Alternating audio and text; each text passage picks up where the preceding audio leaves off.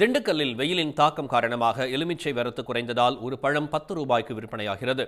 திண்டுக்கல்லை சுற்றியுள்ள வெள்ளோடு, சிறுநாயக்கன்பட்டி, சானார்பட்டி, கோபால்பட்டி உட்பட பல கிராமங்களில் விளையும் எலுமிச்சை பழங்கள் சிறுமலை செட்டுக்கு கொண்டுவரப்பட்டு ஏலம் முறையில் விற்பனை செய்யப்படுகின்றன. தற்போது எலுமிச்சை பழம் சீசன் என்பதால் பழங்களின் தேவை அதிகரித்துள்ளது. ஆனால் இந்த ஆண்டு வெயிலின் தாக்கம் அதிகமாக இருப்பதால் எலுமிச்சை மரங்கள் பூ மற்றும் பிஞ்சு உதிர்ந்து காணப்படுகின்றன.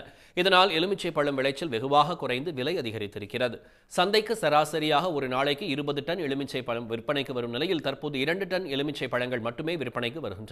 வழக்கமாக 50 கிலோ எடை கொண்ட எலுமிச்சை பழம் மூடை 2000 முதல் 2500 ரூபாய் வரை விற்பனையாகும் நிலையில் வரத்து குறைவால் 8000 ரூபாய்க்கு மூடை விற்பனை செய்யப்படுகிறது.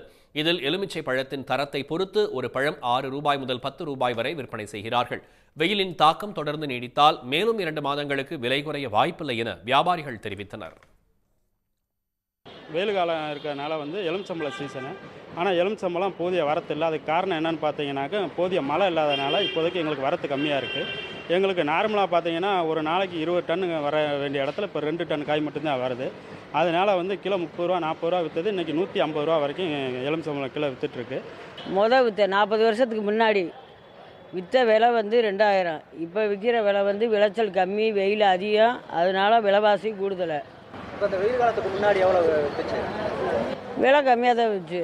3000 4000க்கு தான் விற்றுச்சு. அப்போ சில்லறைக்கு எவ்வளோ விற்றீங்க? சில்லறைக்கு 7 ரூபா 6 ரூபாய்க்கு தான் விற்றோம். சந்தைக்கு கொண்டு வரப்படும் எலுமிச்சை பழங்களை சில்லறை வியாபாரிகள் 50 கிலோ எடை கொண்ட மூடையை விலைக்கு வாங்கிச் செல்கிறார்கள். உடனுக்குடன் செய்திகளை தெரிந்து கொள்ள சன் நியூஸ் பெல் ஐகானை கிளிக் பண்ணுங்க.